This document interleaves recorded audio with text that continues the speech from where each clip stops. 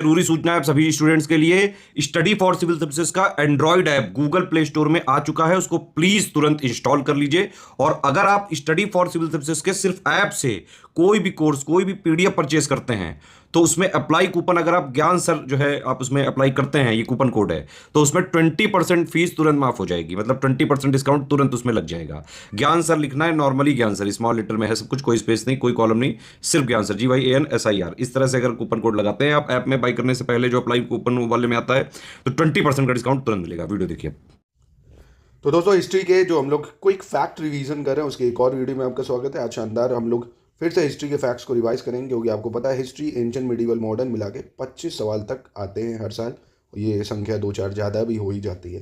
25 इसके और 20 से 25 जोग्राफी के और 35 सवाल तक करंट अफेयर। तो आप देख सकते हो 35, 5, 40, 20, 60, कम से कम 85 सवाल इन तीनों ही से आपको मिल जाते हैं।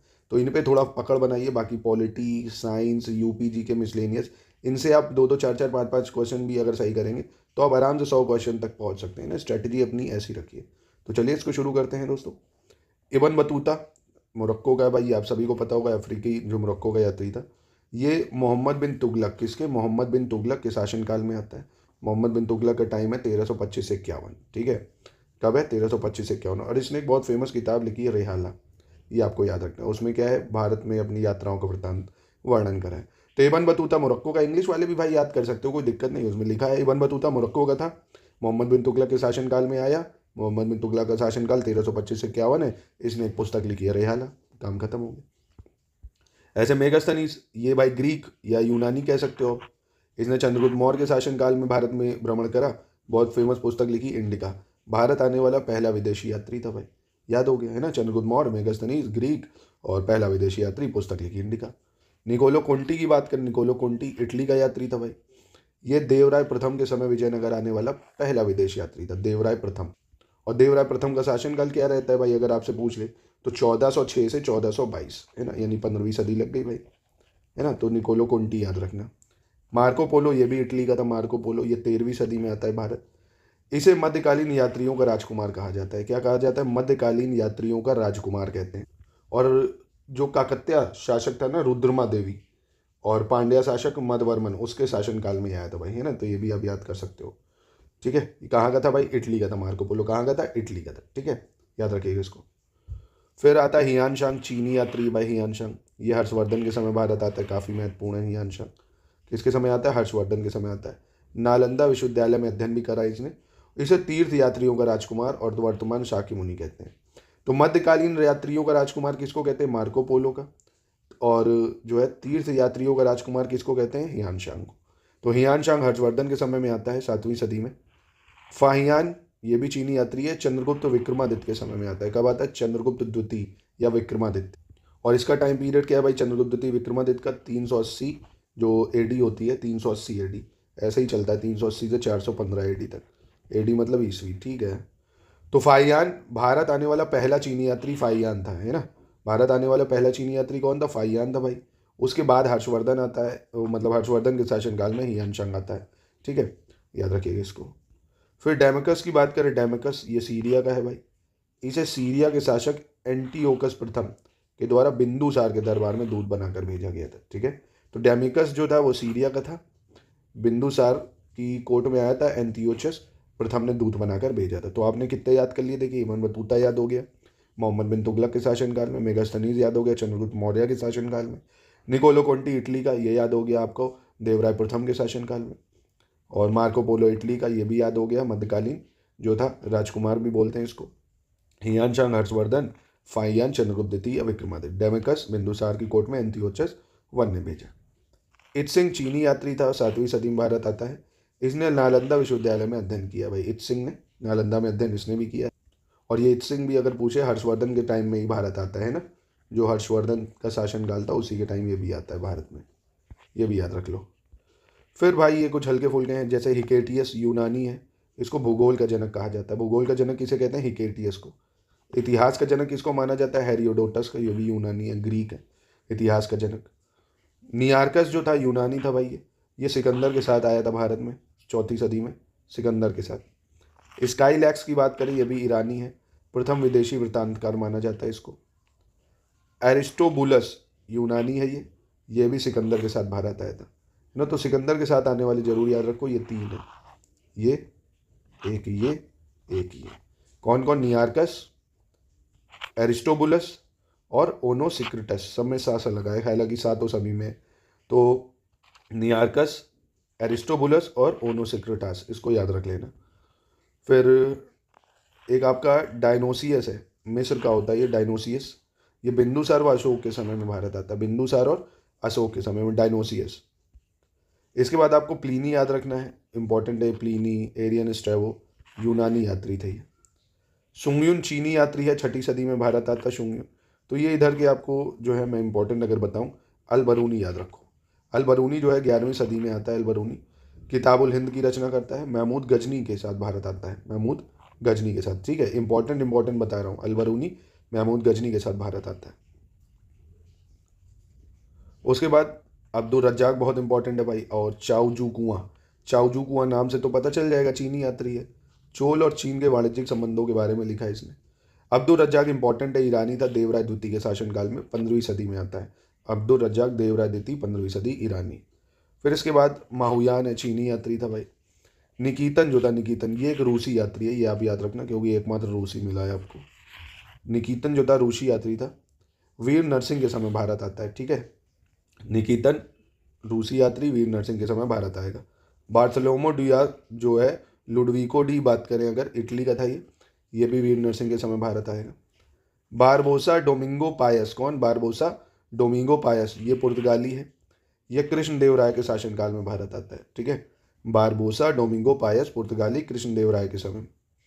नूनिच की बात करें, ये भी पुर्तगाली है, नूनिच।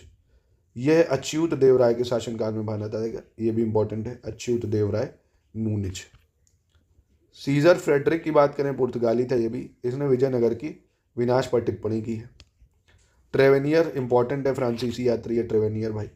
फ्रांसीसी यात्री ट्रेवेनियर शाहजहां के शासनकाल में अपनी यात्रा करता है और इसने यात्रा का विवरण ट्रैवल्स इन इंडिया नामक पुस्तक में भी दिखा है। किसमें? ट्रैवल्स इन इंडिया नामक पुस्तक में।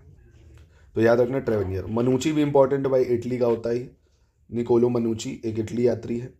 उन्होंने मुगल काल के दौरान भारतीय उपमहाद्वीप में संस्मरण करा है। वृतांत जो है इसके, शाहजहां, औरंगजेब, छत्रपति शिवाजी महाराज, दारा शिकोह, शाह आलम, राजा जयसिंह, कीरत सिंह के बारे में इतिहास का स्रोत रहे हैं इसमें, ठीक है। तो ये कहाँ का है? निकोलो मनुची इटली का है, टाइम देख सकते हो आप।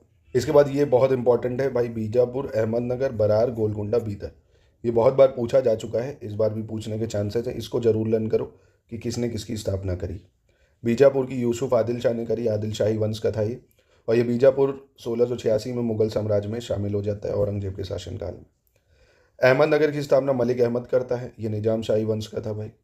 1633 में शाहजहां के शासनकाल में मिल जाएगा। बरार फतेहुल्ला इमाद शाह, बरार फतेहुल्ला इमाद शाह। एक एक चीज़ करके याद रखो। बीजापुर का संस्थापक यूसुफ आदिल शाह, यूसुफ आदिल शाह, यूसुफ आदिल शाह। अहमदनगर का संस्थापक मलिक अहमद, मलिक अहमद, मलिक अहमद। बरार फतेहुल्ला इमाद शाह, फतेहुल्ला इमाद शाह। गोलकुंडा का कुतुब शाह, गोलकुंडा कुतुब शाह। बीदर आमिर अली बरीद, आमिर अली बरीद, आमिर अली बरीद। ये करा आपने। ऐसे फिर स्थापना वर्ष भी क्योंकि आ जाता है ना, जैसे देखा बीजापुर, बरार, गोलकुंडा, इसको लगाओ क्रोनोलॉजी में, ठीक है, कि कौन पहले बना कौन बाद में। याद करना पड़ेगा भाई, कड़वी बात है। बीजापुर 1489, अहमदनगर 1490, बरार 1490। बीजापुर 89 और अहमदनगर बरार 1490। गोलकुंडा 1518 भाई, बहुत इंपॉर्टेंट, कोहिनूर यहाँ से मिलता है हमें। कुतुब शाह इसका निर्माण करता है। बीदर अमीर अली बरीद 1527 में, ठीक है। कुछ ये भले ना याद रहे, ये 2 चीज़ें जरूर याद रखो, जरूर पूछेगा एग्जाम में। अब आ जाओ, आपको दिल्ली सल्तनत के राजाओं के बारे में याद करा देता हूँ, क्योंकि एग्जाम में आपको देखिए, एक चीज़ मेरी बात सुन लीजिए, स्लेव, खिलजी, तुगलक, सैयद, लोधी, इनका टाइम पीरियड याद रखना है, ठीक है। किसने किस समय तक राज करा, क्योंकि कभी पूछता है ज़्यादा से कम बताओ, किसने ज़्यादा करा किसने कम करा। इनके अंदर जितने राजा हुए हैं, आप पारो यारो देख लो, ये यूपी से हर साल क्वेश्चन आता है, उन राजाओं का कालानुक्रम लगाओ, है ना। तो आइए इसको देख लेते हैं, रिवाइज ही होगा, कोई इसमें आपका घटेगा कुछ नहीं। तो स्लेव डायनेस्टी 1206 से दिल्ली सल्तनत कह रहा हूँ, ये तो वो हो गया। मतलब दिल्ली सल्तनत 1206 1526 चलती है। इसमें सबसे पहले 1206 से 1290 गुलाम वंश या स्लेव डायनेस्टी चलती है। संस्थापक है कुतुबुद्दीन ऐबक, पहला राजा 1206 से 1210। ये लाहौर से ही शासन करता है भाई। इसको लाख बख्श भी कहते थे, पील बख्श कहते थे भाई, है ना, क्योंकि बहुत दान वन करता था। और ये मोहम्मद गौरी जो है उसका क्या था, गुलाम था। बस इतना याद रखो। इसके बाद आराम शाह आता है थोड़े टाइम के लिए 1210 में। 1206 से 1210 कुतुबुद्दीन ऐबक, फिर आराम शाह, फिर इल्तुतमिश 1210 से 1236। कौन? इल्तुतमिश 1210 से 1236। इसके लिए एक टर्म है गुलामों का गुलाम, ये बहुत पूछा जाता है, सिर्फ ये याद रख लो। क्यों? क्योंकि कुतुबुद्दीन ऐबक मोहम्मद गौरी गुलाम था और इल्तुतमिश कुतुबुद्दीन ऐबक का गुलाम था, इसलिए। फिर रकुद्दीन फिरोज आता है थोड़े टाइम के लिए 1236 में। उसके बाद रजिया सुल्तान आती है, पहली महिला, है ना, 1236 से 40 में। उम्दत उल निशवा का टाइटल लेती है, उम्दत उल निशवा। ठीक है, तो क्या याद किया आपने? कुतुबुद्दीन ऐबक 1206 से 10, फिर आराम शाह 1210 में, इल्तुतमिश 1210 से 36, रकुद्दीन फिरोज 1236, फिर 1236 से 40 रजिया सुल्तान। उसके बाद ये छोटे मोटे याद रखने हैं आपको, ये एग्जाम में पूछता है।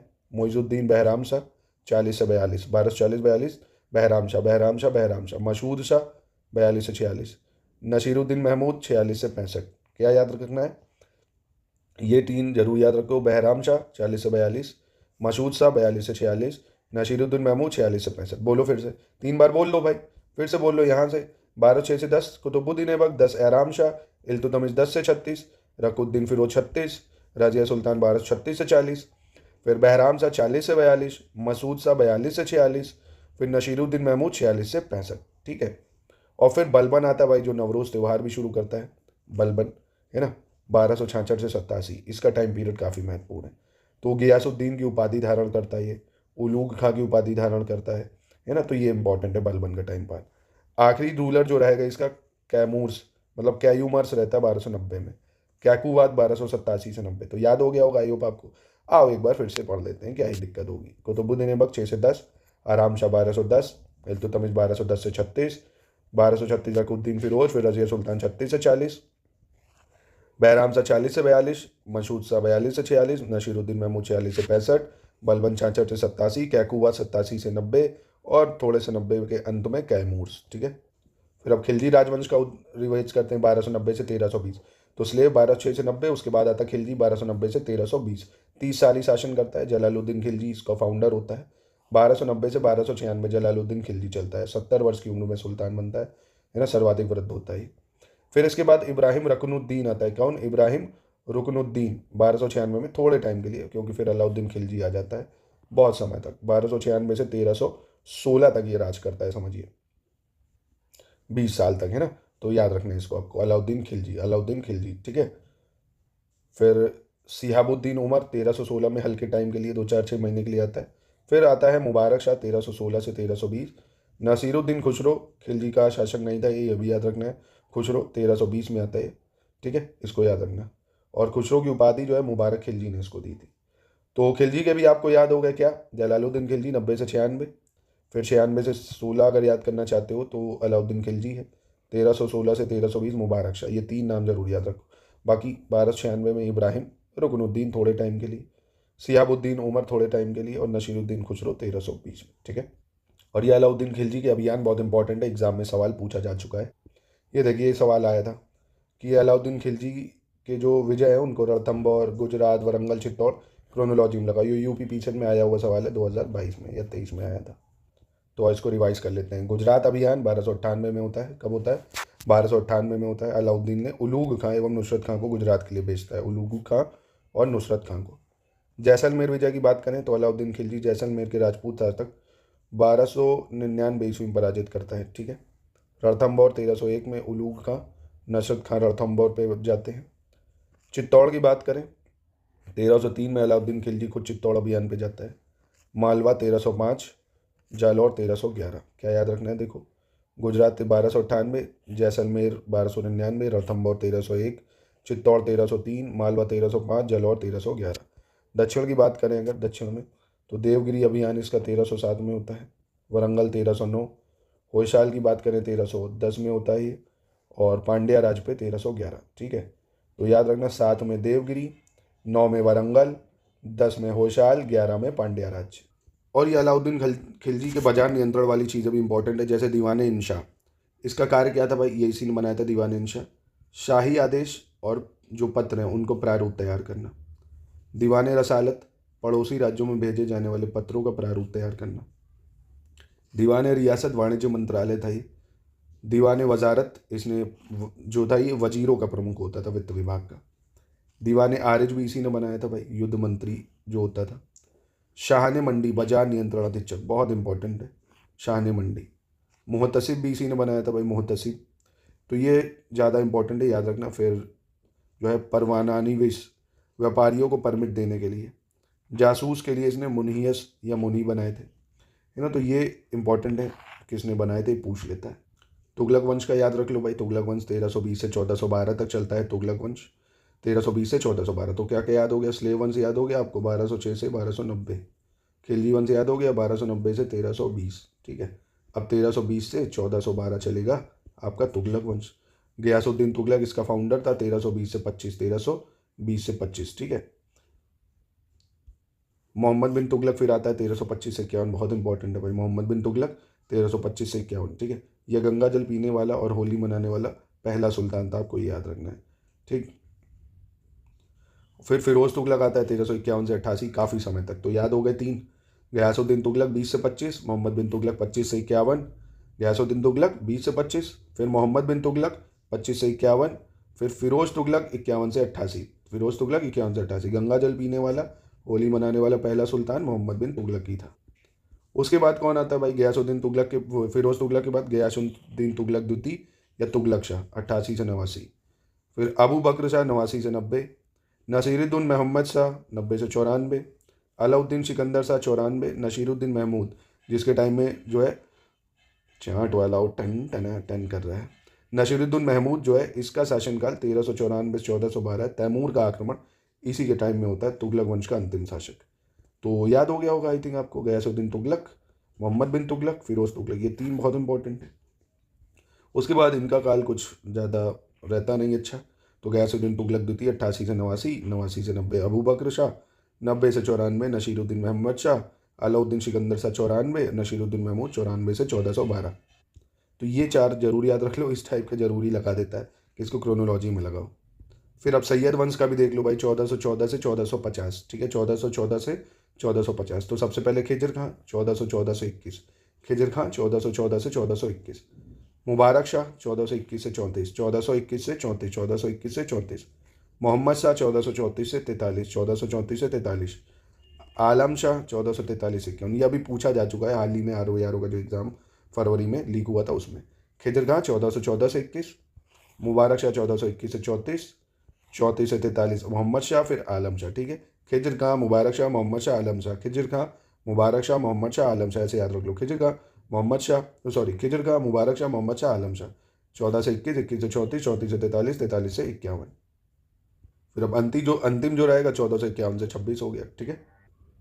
1451 से 1489 बहलोल लोधी, जो लोधी वंश का संस्थापक था भाई, गाजी की उपाधि ले लेता है ना। इसका 2 बार राज्याभिषेक होता है। बहलोल लोधी 1451 से 89, सिकंदर लोधी 1489 से 1516, इब्राहिम लोधी 1517 से 26, है ना। तो काफ़ी समय तक इन लोगों ने राज करा।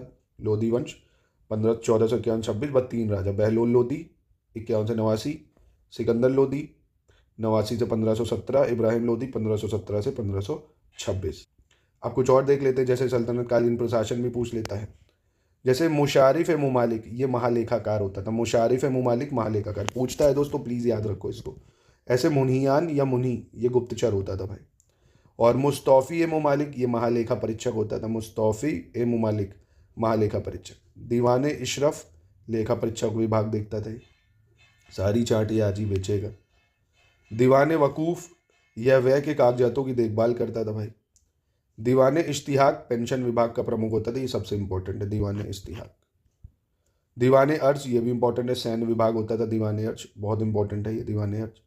दीवाने इंशा, ये भी इंपॉर्टेंट है, शाही सचिवालय था भाई दीवाने इंशा। दीवाने रियासत इंपॉर्टेंट है, धार्मिक मुद्दों से संबंधित था, तो इंपॉर्टेंट वालों को नीला कर देता हूँ, धार्मिक मुद्दों से संबंधित था।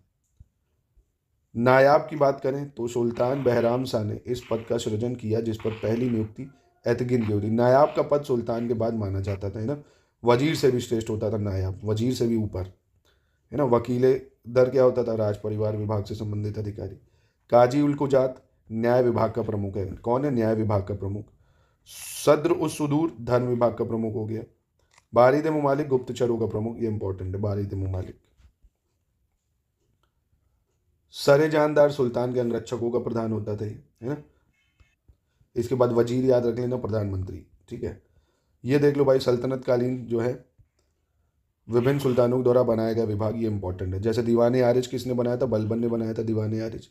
दीवान आमिर को ही मोहम्मद बिन तुगलक ने बनाया। दीवान वकूफ़ जलालुद्दीन फ़िरोज़ खिलजी ने बनाया। दीवान रियासत मोहम्मद बिन तुगलक। दीवान मुस्तखरज राजस्व विभाग अलाउद्दीन खिलजी। दीवान बंदगन इमलाक विभाग दीवान खैरात फ़िरोज़ तुगलक बनाता है। दीवान रियासत अलाउद्दीन खिलजी बनाता है। वकील सुल्तान नसीरुद्दीन महमूद तुगलक द्वितीय बनाता है। वकील सुल्तान। अब कुछ पुस्तक और उनके लेखक का ये रिवीजन कर ले मध्यकालीन भारत की, ठीक है। जैसे चचनामा है, ये किसने लिखी थी भाई? चचनामा लिखी थी अली अहमद ने। किसने लिखी थी? अली अहमद में। और इसका फारसी में अनुवाद किसने करा था? अबू बकर कूफी ने, ठीक है। चचनामा किसने लिखी? अली अहमद। फिर कामिलुत तवारिख, ये इब्नुल आसिर ने लिखी कामिलुत तवारिख। तहकीक हिंद बहुत इंपॉर्टेंट है, अरबी भाषा में ये अलबरूनी ने लिखी थी तहकीक हिंद। ताजुल मासिर हसन निजामी ने लिखी, बहुत बार पूछी जा चुकी हैं ये सब पुस्तकें, तो याद जरूर रखिएगा। अलबरूनी, तहकीक हिंद, ताजुल मासिर, हसन निजामी। तबाकत नसीरी फारसी में है, ये मिनाजुद्दीन सिराज ने लिखा है। अगर आपने PYQs देखे होंगे तो ये सब पूछे जा चुके हैं। तबाकत नसीरी मिनाजुद्दीन सिराज। फुतूह सलातीन, ये अब्दुल्ला मलिक इसाम ने लिखी है। फिर फतवा जहांदीरी, क्या फतवा जहांदीरी? तारीख फ़िरोज़ शाही। सलात कबीर, हसरतनामा, ये जियाउद्दीन बर्नी ने लिखी। फतूहत फ़िरोज़ शाही, फ़िरोज़ तुगलक ने लिखी फतूहत फ़िरोज़ शाही। रिहाला बहुत इंपॉर्टेंट है, इब्न बतूता ने लिखी भाई रिहाला। और फतूहत फ़िरोज़ शाही फ़िरोज़ तुगलक। फिर मसालिकुल अबसार की मसालिक अमसार, ये इतनी इंपॉर्टेंट नहीं है, बस एक बार रीड कर लेना आप इसको, तो मैं नीला टिक हटा देता हूँ। सियाबुद्दीन अल उमारी। तारीख मुबारक शाही, ये याहिया बिन अहमद सरहिंदी ने लिखी है। गुलशन इब्राहिम या तारीख फ़रिश्ता, फ़रिश्ता ने लिखी है। जवामिल हिकायत, ये लिखी है नसीरुद्दीन महमूद औफ़ी ने। शाहनामा बद्र चाच शाहनामा। शुभ उल अशा, शुभ उल अशा अलकनशकंदी ने लिखी, अलकनशकंदी। हकायत हिंदी की बात करें तो अब्दुल वाहिद बिलग्रामी ने लिखी है। तारीख यामनी बहुत ज़्यादा इंपॉर्टेंट है, उतबी की, ये टिक कर देता हूँ इसको, उतबी तारीख यामनी या किताब यामनी, ठीक है, ये बहुत ज़्यादा इंपॉर्टेंट है। इंपॉर्टेंट की अगर बात कर लें, अगर चिराग हिदायत, ये सिराजुद्दीन अली आरजू ने लिखी है भाई। बादशाहनामा जलाल तबाताबाई ने लिखी, इंपॉर्टेंट है बादशाहनामा। विविध तीर्थ कल्प जिन प्रभा सूरी ने लिखी है। प्रबंध कोश राजशेखर ने लिखी, प्रबंध कोश। फरहंग इब्राहिम, इब्राहिम किराम फारूकी ने लिखी है। माशिरे महमूद शाही, मुल्ला अब्दुल करीम ने लिखी है ये। फिर बुरहान मासिर सैयद अली तबातबा। हकीकत उसा लातीन मिर्ज़ा निजामुद्दीन अहमद ने लिखी है भाई। फिर इसके बाद आपको ये हल्का फुल्का बस इस पर रीड कर लो, इसमें कुछ तो है नहीं। मिनाज सिराज की मुनशत महरू, ये याद कर सकते हो, इम्पोर्टेंट है, ठीक है। मिरात अहमदी अली मोहम्मद, मिरात सिकंदर बिन मोहम्मद। खजैनुल फतूह आमिर खुसरो ने की, ये इंपॉर्टेंट है, खजैनुल फतूह है ना, तो बस इनको याद कर लो। तो दोस्तों आज के हिस्ट्री के रिवीजन के लिए इतना ही, मिलते हैं कल दोस्तों। अब मैं आपको मुगल्स का जो है वो रिवीजन करा दूंगा, जो और है 1-2 लेक्चर के बाद फिर अब हम लोग मॉडर्न हिस्ट्री का भी रिवीजन कर लेंगे दोस्तों साथ ही में, ठीक है।